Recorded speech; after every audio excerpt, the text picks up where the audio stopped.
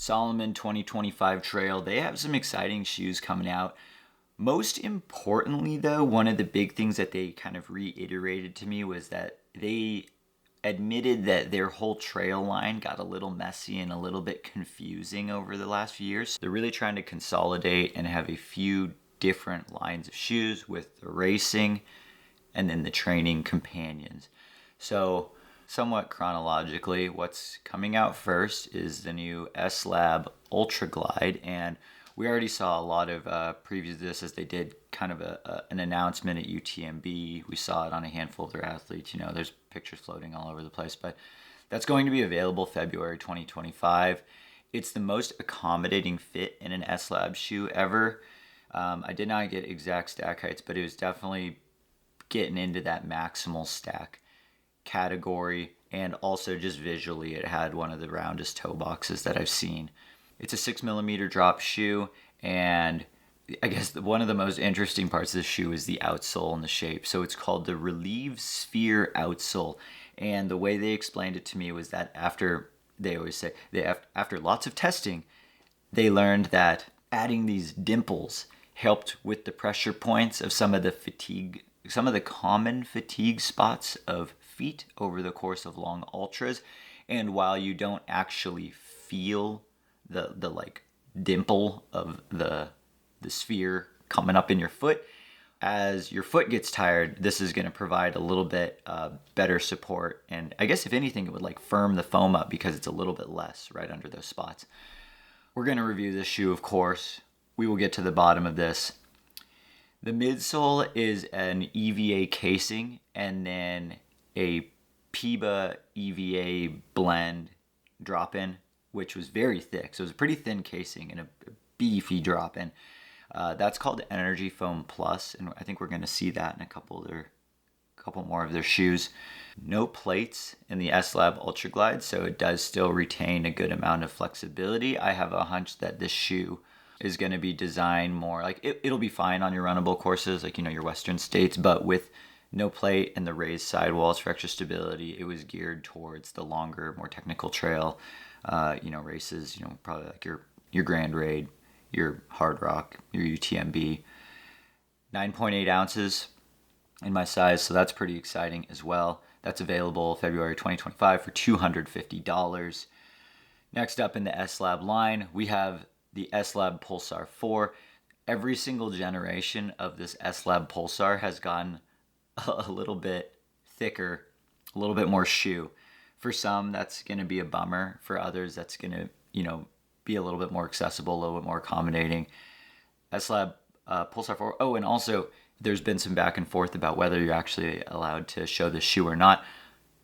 Anyone at Salomon watching, I did get permission from Roman, the designer at the shoe. We got to chat a little bit, and he said, just throw a little disclaimer out there right now, so I'm going to. This B-roll footage is a slight unfinished sample, so you might notice some asymmetrical lacing. That is not going to be there in the final shoe. The total stack height for this sample was a little thick, so it's going to be a little bit thinner, and a couple of the design elements around the side are also going to change. So take all that with a grain of salt. We're looking at a dual foam construction, so we're getting that Energy Foam Plus top layer, which is that PIBA EVA blend. So that's going to sit directly underfoot.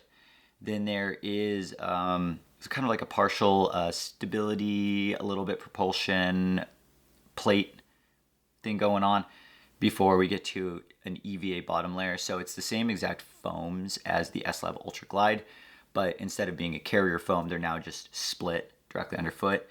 6mm drop. Total stack is 25 millimeters in the forefoot, 31 in the heel for the Pulsar 4, and that is, I guess their thickest S-Lab Pulsar ever. Still felt very lightweight. I still think it's going to be a great short racing shoe. Only time will tell. Hopefully we get to review this one. That's going to come in at $220 and available June 2025.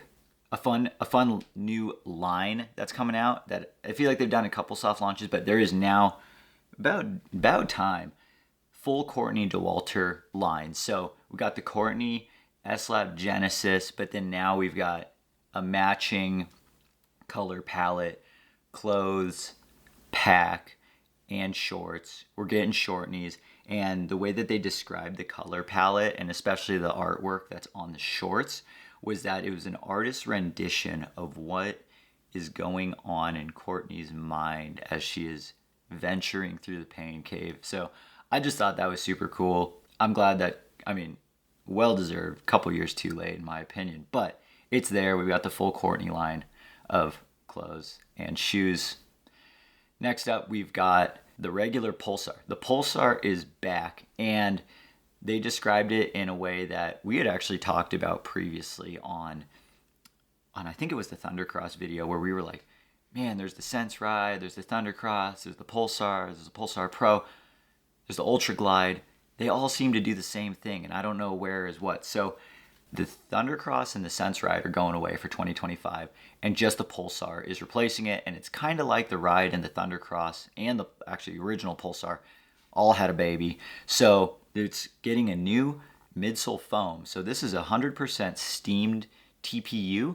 I think if I were to compare this to another foam, like the type of foam that we see in the Craft Explore, or even like Saucony's Endorphin Speed models, that's coming to quite a few Salomon shoes, and that's going to just be like their daily trainer type of foam. A little bit beefier outsole than the Sense Ride, slightly less aggressive than the Thundercross. It seems like it does hit a pretty happy medium though. Being a non-S-Lab shoe, it gets a more accommodating, wider fit. The upper definitely looks a lot like the Sense Ride. I imagine it's going to fit closer to that. But yeah, very reasonable, kind of relaxed fit daily trainer. That's going to be available September 2025.